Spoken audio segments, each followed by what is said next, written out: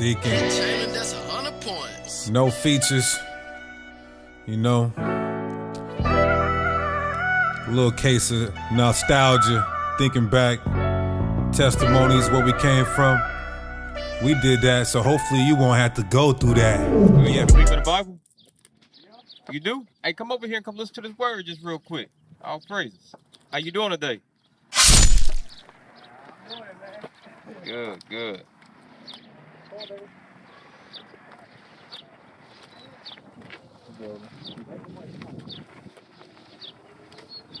So, you are you so-called Hispanic? You are? Okay, you ever heard that according to the Bible you might be an Israelite? Well, according to the Bible, you are Israelite? You never heard about that before? Okay, okay. Well, you mind if I show you a few things real quick? I got all the time in the world. All right, bet. Give me Deuteronomy 28, verse 1. All right. So when God was speaking, when God was speaking to the Israelites with Moses, he was telling Moses a list of blessings and a list of curses. Now, befall his people, right? If we were to keep his commandments or if we were to break his commandments, right? In verse 46 says that these curses are going to be upon us and our seed forever as a sign to let us know. Those curses are going to be upon us and our seed as a sign to let us know who we are, right? And we know that according to the Bible that this was the Israelites that God was giving these curses and blessings to, right? So so let's just see if some of these curses match your life and matches your forefathers' life, right? So let's get Deuteronomy 28 verse 1. This is Deuteronomy 28 verse 1. And it shall come to pass, if thou shalt hearken diligently. So if we pay attention closely to God's word, unto the voice of the Lord thy God, to observe and to do all his commandments, which I command thee this day, that the Lord thy God will set thee on high above all nations of the earth. So if we're to do these commandments that God, come over here real quick. If we're to do these commandments that God told us to do, he said he's going to set us above all nations of the earth. He's not going to make us the same, and he's not going to make us inferior. Contrary to popular belief, you know, you ask anybody, you know, they'll say, oh, well, the so-called Black, Hispanic, and Native American man, they're the lowest of the on the totem pole, right? But in God's eyes, the Israelites, the Blacks, Hispanic, and Native Americans, even though we went off, we're not keeping God's commandments, we're still God's prized possession. He chose us. He chose our, get Deuteronomy chapter 4, verse 37. And this is why God chose us. It's not because of our merits, right? It's just simply because he wanted to have mercy upon our forefathers, and he chose and he loved our forefathers. Deuteronomy 4:37. And because he loved thy fathers. So because he loved our fathers, Abraham, Isaac, and Jacob, this is what he did. Therefore he chose their seed after them. He chose their seed, us, me and you. And brought thee out in his sight with his mighty power out of Egypt. Right. So the Most High God, because of the favor that he had upon our forefathers, Abraham, Isaac, and Jacob, he says, okay, I choose to display my power and to get that seed line, the Israelites, out of Egypt. So the same type of miraculous works he did. You remember Egypt, right? With Moses and the Red Sea and all that stuff. Have you ever heard about that story? Okay. Prince of Egypt, the movie? Okay, yeah. Prince of Egypt. Never seen that? Well, we'll kind of give you a crash course just real quick about it. But let's go back to Deuteronomy 28, verse 15. So we got where he says that if you keep my commandments, I'm going to set you above all nations. But let's see what happens if we don't keep God's commandments. It's the book of Deuteronomy, chapter 28, verse 15. But it shall come to pass, if thou wilt not hearken unto the voice of the Lord thy God. So it shall come to pass. Numbers 23:19 says that God is not a man that he should lie. So he says it will come to pass if you don't keep my commandments, right? What's going to happen? To observe to do his commandments and his statutes, which I command thee this day, that all these curses. All these what? All these curses. Curses. Now, are curses a good thing or bad thing? Bad thing, right? And all these curses shall come upon thee and overtake thee. So these curses, they're going to come upon you and overtake you. So let's just look at a few notable curses, right? Just to is that it on that? Yeah, that's it on there. Okay. All right. So let's see a few notable curses that happened to the Israelites, right? So let's get Deuteronomy 28 and Give me the one. 47. Yeah, 47. Well, no, I mean, hold on, 49. This is verse 49. It says, the Lord shall bring a nation against thee from far, from the end of the earth, as swift as the eagle flight. So he's going to bring a nation, right, against us from afar. So does that sound familiar? Does that sound familiar? Like, are you familiar? Like, do you know? You ever heard of the Aztecs and the Mayans? Nah, I heard of it, but I didn't know too much. Okay. Well, you descend from the Aztecs and the Mayans, the so-called Mexican man, right? Like you're, you know. Yeah. What's up? Nothing, man. Oh, okay. Yeah, you descend from the Aztecs and the Mayans, right? And so, what happened to the Aztecs and the Mayans?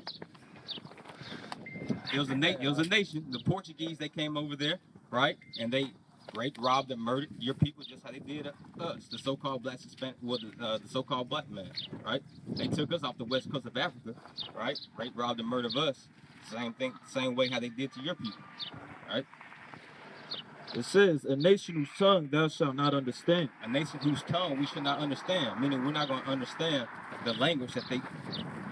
It means that it says a nation whose tongue we're not going to understand, meaning we're not going to understand the language that they're speaking, right? You weren't, your people, y'all weren't originally speaking Spanish. That's what the Spaniards put upon you, right? So what were you speaking before that? History shows that you were speaking Hebrew because you're Hebraic people, you're Israelites according to the Bible.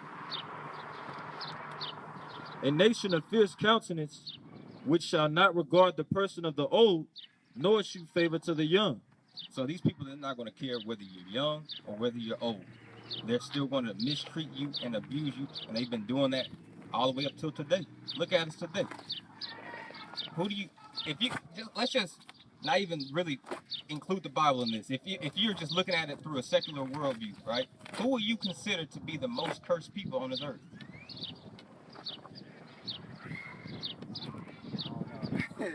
I mean, look at us. Look, just look at it. Look around. Who fills up neighborhoods like this? Everywhere, all across the globe. Not just here in the United States, but all across the globe. Every single ghetto, who's there? Hispanics and blacks, right? Is this a coincidence? How come we don't never see, you know, a large predominancy of so-called white men and women there? Because they're not cursed. God isn't chastening them. Hebrews 12:6, that so he says who he loves he chastens as a son. So if you're not getting chastened by the Most High, he's not showing that he loves you, right? But he's chastening us. Give me Amos chapter 3 verse 2. This is, you got a verse? This is Deuteronomy chapter 28 verse 16. Cursed shalt thou be in the city. Cursed shall we be in the city, right? Where are we right now? We're in the city. We're cursed, right? We're begging for bread. We don't know when our next meal is going to be. We don't know how we're going to pay our next rent bill. You know, we don't know any of these things. We don't have a vehicle. We don't have mode of transportation. We're in want of all things. Cursed shalt thou be in the city, and cursed shalt thou be in the field. Cursed shall we be in the field. The so-called black man and the so-called Hispanic man, right? When we're working for the white man out there in the cotton fields and the sugarcane fields and all those different types of farms, right? We're cursed out there as well. You know, and even when they lock us up in jail, when they take us to certain prisons, guess what? What do you think those prisoners are doing? How do you think all this textile is being made by these major clothing companies? They got us out there in the cotton field still. That's why in the amendment it says that slavery is still legal, but they gotta imprisonate you first. That's pretty good. That's it on that? Okay. Amos 3 and 2 real quick. Do you see yourself on the side right here?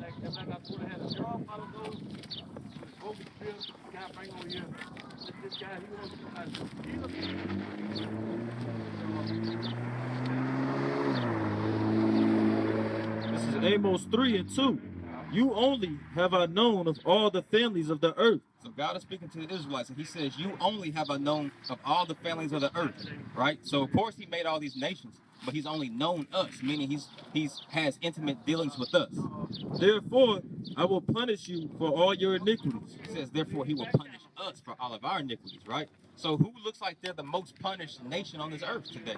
So-called blacks, Hispanic, and Native Americans. Why? Because God only knows us. He is our God and none else.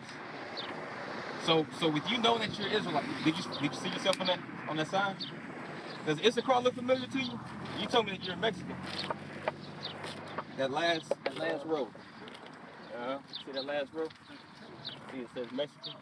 You tell me you're Mexican, right? So you'll be in the tribe of Issachar, one of the 12 tribes from the nation of Israel. These are all of Jacob's seeds. So you from the tribe of Issachar, bro. Is your father a so-called Mexican? Mexicano?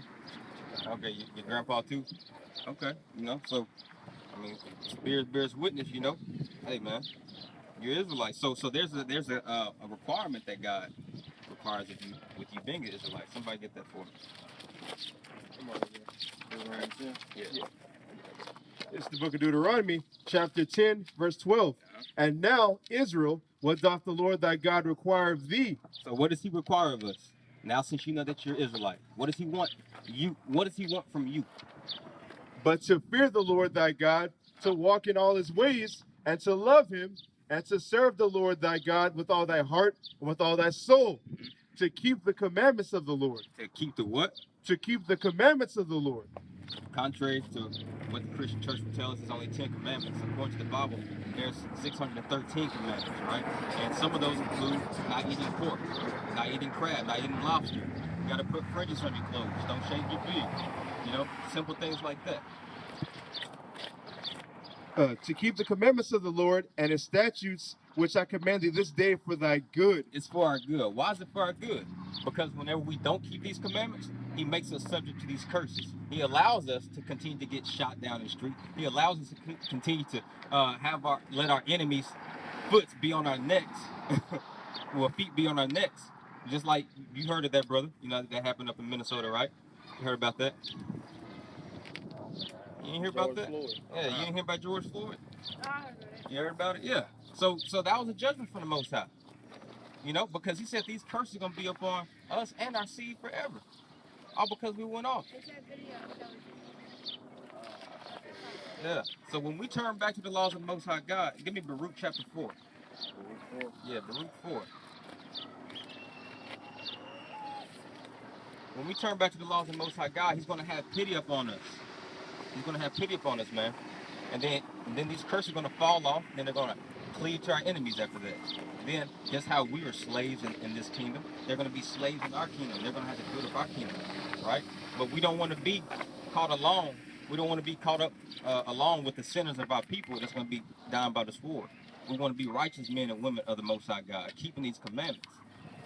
Baruch 4 and verse 1. Verse 1. It says, this is the book of the Salakia. Baruch 4, verse 1. This is the book of the commandments of God and the law that endureth forever. So this law endures forever. It's not going away. It's not going away contrary to popular belief, right? All they that keep it shall come to life. So if you keep it, you're going to come to life. It's going to be for your good. Now, we want to live, don't we?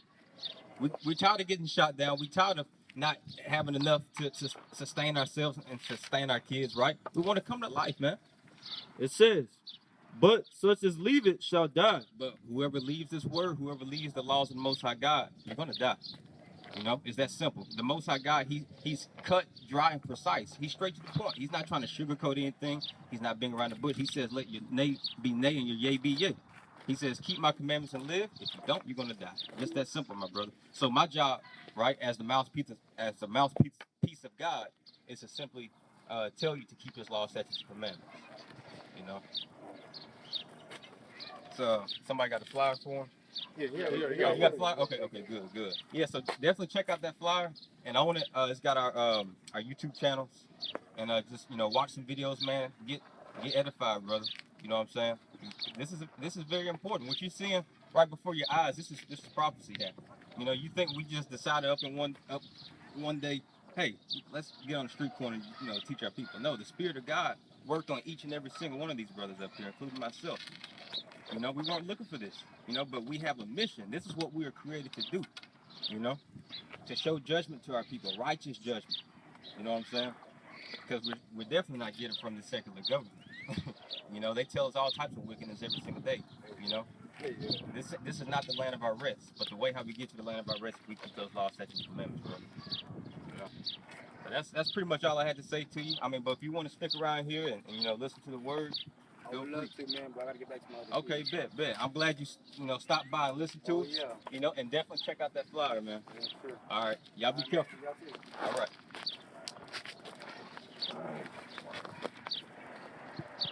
Yeah, so with that, I want to say, call Allah, Yahweh, Bahashem, Yahweh Shah, and that's all praises to the Heavenly Father, and who the world enters the cause Jesus Christ, man. So yeah, give me Micah chapter 3, verse 8. I want to talk about how, too many blacks, Hispanics, and Native Americans, y'all have gotten too comfortable in this predicament we're in. The Most High God, He's showing us signs right now. He's showing us, nation rising against nation right now. He's showing us, these various viruses, plaguing the earth. All these different signs, but we still don't want to wake up. We still thinking that America's going to save us, man. We're still thinking that this is our rest. We're over here laboring for these jobs, still trying to stash money away, or maybe all this stuff is going to pass by, maybe it's going to blow off. No, this is it. This is it, man. This is Micah chapter 3, verse 8. But truly I am full of power. So truly I'm full of power. Why am I full of power? Because the Most High God put His Spirit upon me to do this. By the Spirit of the Lord and of judgment. And of judgment. Something that this world does not have anymore, right? They say, oh, only God can judge me. You can't judge me. No. But the man of the Lord is supposed to show judgment. God is known. Give me Psalm chapter 37. You got some? Bit. This is Proverbs 31 and verse 8. Open thy mouth for all the dumb in the cause of all such. Open your mouth. That means you need to speak. Don't necessarily hide behind a keyboard, right? And don't just think, oh, well, somebody else is going to do it. God already set up men and women or men to do this. No, he's telling you to open your mouth. Of all such as are appointed to destruction, open thy mouth, judge righteously. Judge righteously. That's how we judge. That's how we judge. That's how Yahweh Shah told us to judge, right? Judge righteously and plead the cause of the poor and needy. Plead the cause for the poor and needy, man. Because these are the ones who need it. Nobody's watching out for these people. So if we take care of the little ones, if we feed the sheep of God's pasture, God is going to feed us. Well, you want Psalms what? Psalms 37 and let's see. 37's right here. Okay. I want to say verse Lord, they shall not.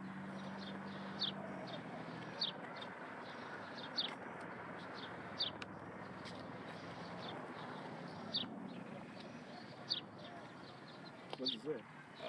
The Lord is known as judge. Now, Let's say it. okay, come on. This is Psalm chapter 9, verse 16. The Lord is known by the judgment. So the Lord is known by the judgment, right? Right now, the world doesn't really know God because God has been withholding those four winds of strife, right? Because He's waiting for His elect to get sealed. So with this time of so-called peace that we've been having for a little bit, for a little season, He says, because, give me Ecclesiastes chapter 8, verse 11. Because this is why the world doesn't know God.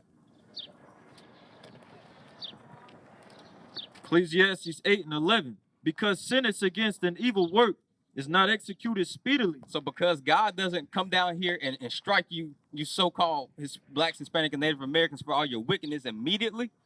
Therefore, the heart of the sons of men is fully set in them to do evil. Your heart becomes hard because you're not seeing the judgments of the Most High God right then and there. So with that, you forget that God is a God of judgment. You forget how you forget what He's like, man. He's the one who created all that. He's the one who creates these thunderstorms, these hurricanes, these tornadoes, right? But you forgot about all that, man, because he's delaying his fury. I got this. I'm going to precept after that. This is Psalms. I'm reading again. Psalm chapter 9, verse 16. The Lord is known by the judgment which He executed. The wicked is ensnared in the work of his own hands. The wicked is ensnared with the work of his own hands. Look at Esau's kingdom right now. He didn't intend for all this to go like this, right? But the Most High God made him do all this. And now the very pit that He did for us, he's about to fall into it, all right? This is Exodus chapter 7, verse 4 through 5. But Pharaoh shall not hearken unto you, that I may lay my hand upon Egypt, and bring forth my armies and my people, the children of Israel, out of the land of Egypt by great judgments. By great judgments, just how he's going to show great judgments in this land when he redeems the elect.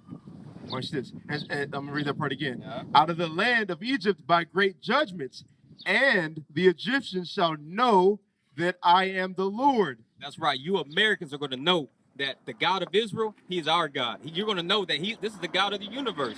This is the only one true God. There's none else beside him. Y'all are going to, you wicked Americans, y'all are going to see that, man. But right now, y'all don't see it because he's been delaying he's been delaying the execution of his judgments, man. You know? That's it on that? Yeah. Verse 5 again. And the Egyptians shall know that I am the Lord when I stretch forth mine hand upon Egypt and bring out the children of Israel from among them. And we know that this is modern day Egypt, according to Revelation 11:8, right? So just like it said there in Exodus, you Egyptians or Americans, y'all are gonna know. Y'all are gonna know that this is the God to be reckoned with right here. Jeremiah 2:14 real quick. And Baruch 3 and 8 through 12.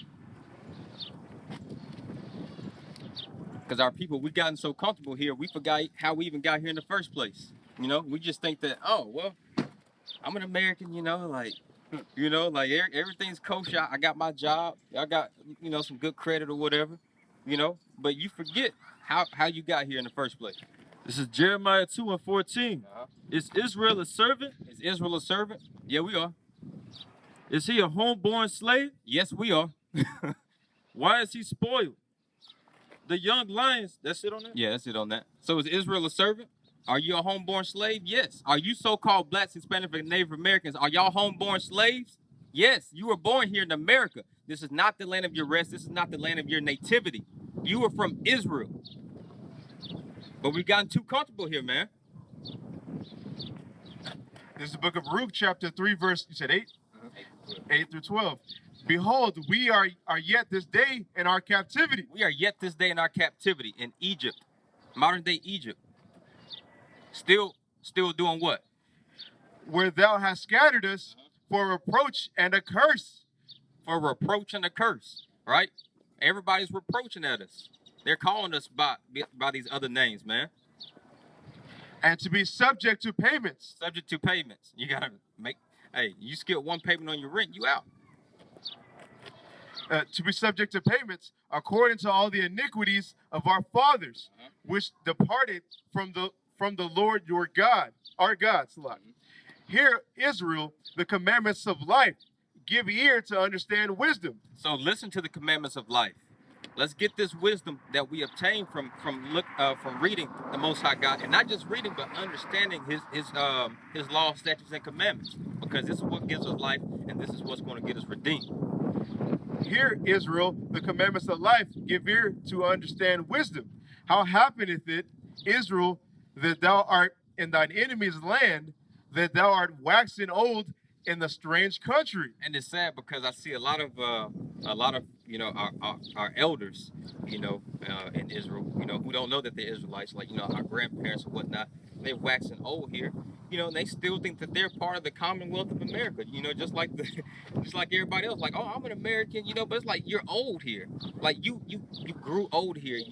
This whole time you didn't know who you were, and it's really sad, man. Like, imagine growing up your whole life, right, not knowing who in the hell you are in a strange land. This is Isaiah 42 and verse 24. Who gave Jacob for a spoil and Israel to the robbers? Did not the Lord, he against whom we have sinned? For they would not walk in his ways, neither were they obedient unto his law. Right. Therefore he hath poured upon him the fury of his anger and the strength of battle, and it has set him on fire round about, yet he knew not, and it burned him, yet he laid it not to heart.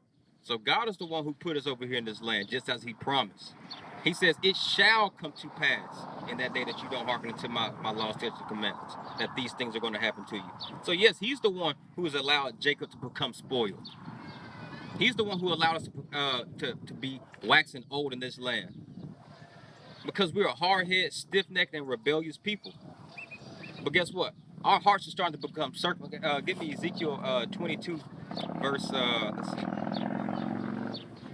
Because although for the most part, Israelites as a whole, we're still very stiff-necked and rebellious, but there's a select few that that's living out this prophecy right now.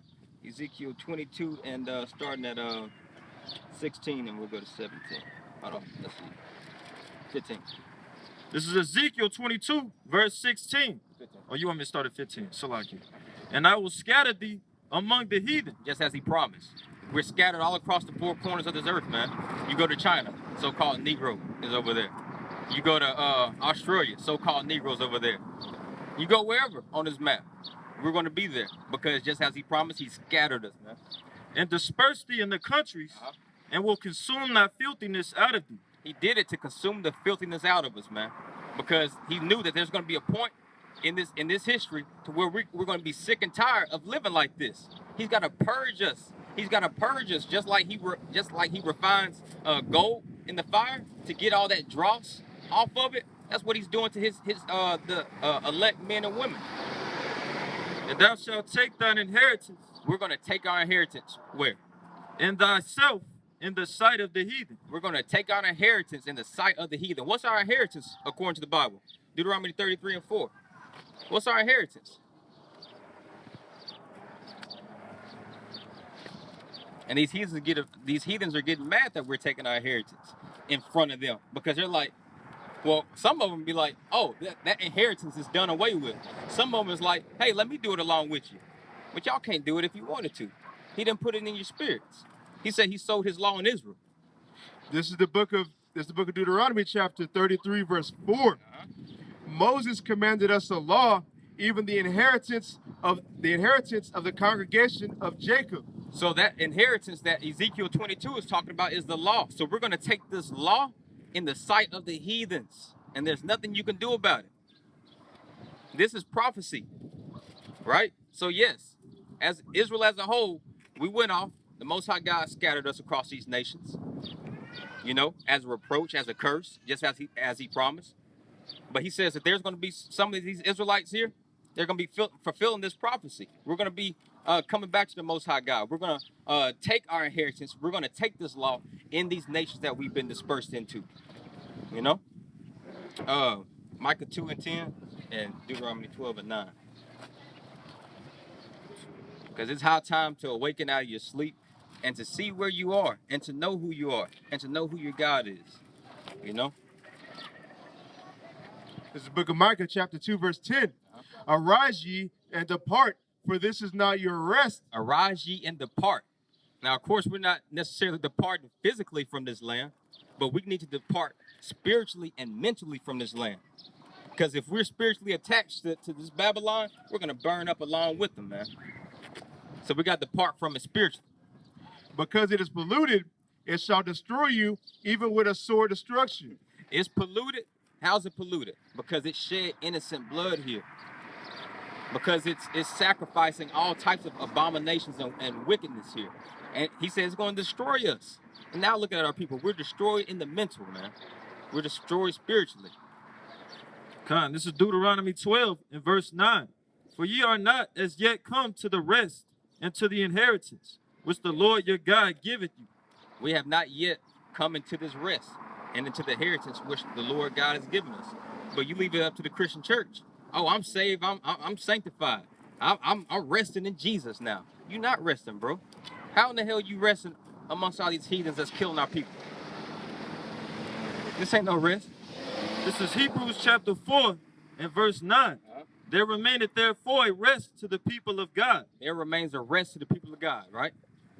Con, this is verse 11. Let us labor therefore to enter into that rest. So in order to get into this rest, in order to get into the kingdom, we got to labor. How do we labor? We labor in this word day and night faithfully. We labor coming out here in the streets, telling our people who they are, telling our people to repent. Lest any man fall after the same example of unbelief. Lest after any man falls after the same example of unbelief, right? How does unbelief, how is that displayed in somebody's life when they're not keeping the commandments? Con, this is Hebrews 4 and 1. Let us therefore fear, lest a promise being left us of entering into his rest. So hold on. Let us therefore what?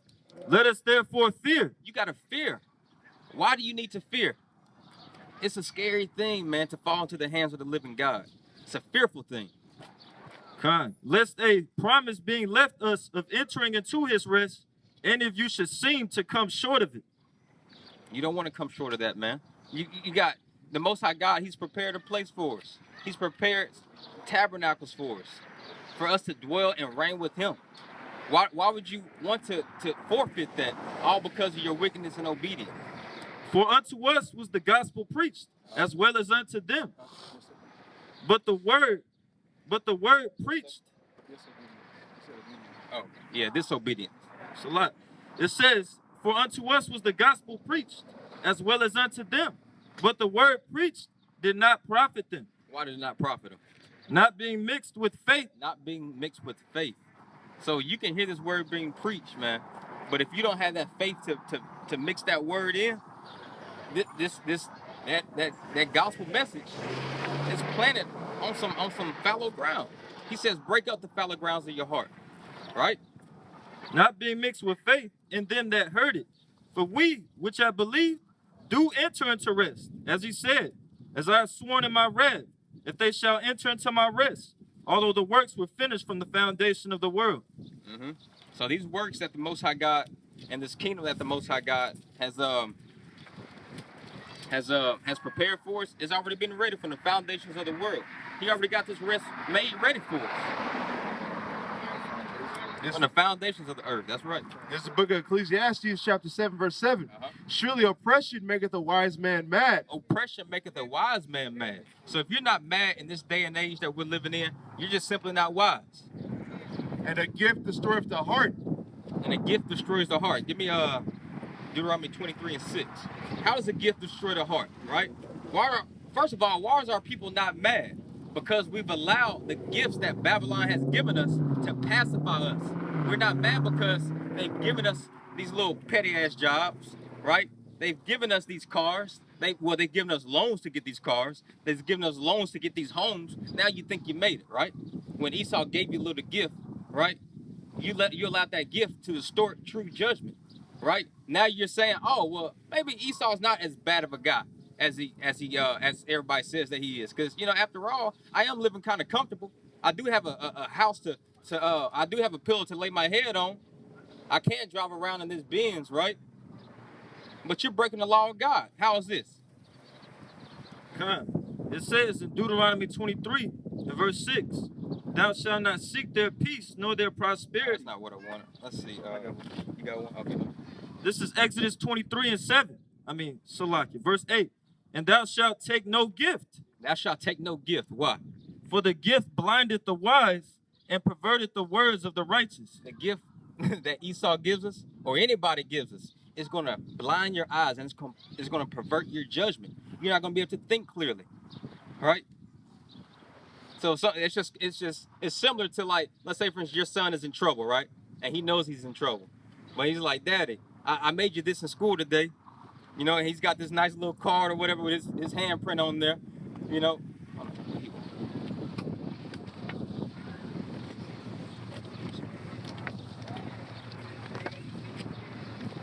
Hey, what's going on? Oh, okay.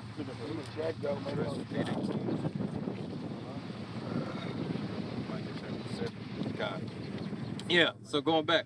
So yeah, that's just equivalent to, like, your son, he knows good and well he's in trouble, right? For whatever type of disobedience he did to you. And he says, Daddy, I made you this in school, right? And he put his little handprint on it, to make it look all cute and shit, to try to distort that judgment in your heart, right? And some parents, they actually fall for it. They allow that gift from a child to pervert their judgment. Children have become our oppressors. That's a form of oppression. It says in Micah 6 and 6, wherewith shall I come before the Lord and bow myself before the high God? Shall I come before him with burnt offerings, with cows of a year old? Will the Lord be pleased with thousands of rams, or with 10,000s of rivers of oil? So although we give the Most High God all these things, these fatted lambs, right? All these different types of sacrifices that he asked us for, right? Although we give him all these things, is he still going to be pleased for it? Shall I give my firstborn for my transgression, the fruit of my body for the sin of my soul? He has shewed thee, O man, what is good. And what doth the Lord require of thee? But to do justly, and to love mercy, and to walk humbly with thy God. So that's what he wants first and foremost, before we even give him these physical sacrifices. He wants us to give him that spiritual sacrifice that comes from the inside. He says, basically, give me 1 Samuel 15 and 22.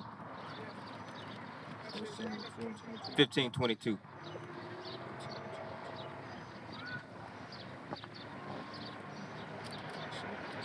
1 Samuel 15 and 22. And Samuel said, hath the Lord as great delight in burnt offerings and sacrifices as in obeying the voice of the Lord? Behold, to obey is better than sacrifice. To obey is better than sacrifice. That's what the Most High wants. Yes, of course, he asked for these sacrifices of these fat calves and all those things, right? But he says to obey is better than all that, right? He wants you to get this spiritual connotation, this spiritual meaning before it manifests itself outwardly. And that's something our people has always missed. Circumcise, therefore, the foreskins of your hearts, right? Did I have you hold something? No, yeah, no. Okay. Let's get Hosea 9:1. But the reason we brought that up, we're supposed to walk in the ways of the Most High. You don't take no gift. Pretty much the reason I brought out that first precept was because or that first passage was because, like, we're supposed to walk in the ways of the Most High. It's a command. So, you know, just the way that the Most High, the same way he don't accept a gift, right? So it doesn't twist his judgment. We're supposed to do the same thing, right? And it says this in Deuteronomy 10 and 12. And now, Israel, what doth the Lord thy God require of thee? But to fear the Lord thy God, to walk in all his ways, and to love him, and to serve the Lord thy God with all thy heart and with all thy soul, to keep the commandments of the Lord and his statutes, which I command thee this day for thy good.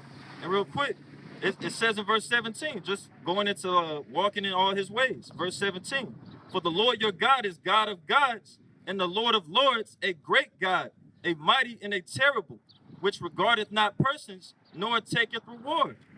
So he doesn't care who you are, right? Like, well, Father, like, you know, I'm the captain of 1,000. I'm the officer of 1,000. I don't care. You did wickedly, so you got to get this punishment, right? I don't care if you give me a gift along with it. He's not going to regard person, man. We serve a just and a true God. He executes his judgment righteously. Psalm chapter 9 says that he judges the world righteously, right? Esau may not think it's righteous because of what his allotment is going to be, but it's righteous. How is it not righteous for God to totally obliterate the souls of those people for what they have done to us, man? How is that not righteous? This is Hosea chapter 9 verse 1. Rejoice not, O Israel, for joy as other people. So Israel, don't be rejoicing like everybody else is rejoicing right now. This is their kingdom. This is their time to live it up. We don't need to be rejoicing. Why? For thou hast gone a whoring from thy God. We have gone a whoring from our God, man. We're serving Caesar Boat, right? We're serving, we're attaching ourselves to the nation of Islam, to all these other nations, man. Things that were curses upon us. Thou hast loved a reward upon every corn floor. Basically saying that you're a horse and you're a prostitute. You're going to take a reward, right? You're selling yourself, all right? So with that, I want to say shalom. Shalom.